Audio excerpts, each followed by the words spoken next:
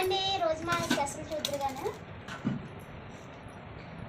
వేడిగా బగారా రైస్ చూసారా, అరిటాకు వేసాను పైన.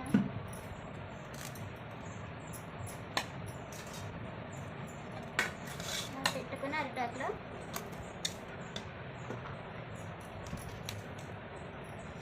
ఇలా చూడండి, పన్నీర్ కర్రీ.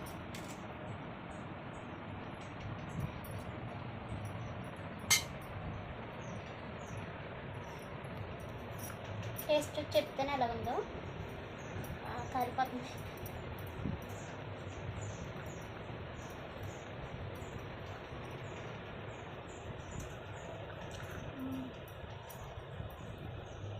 బా, చాలా అంటే చాలా బాగుందండి.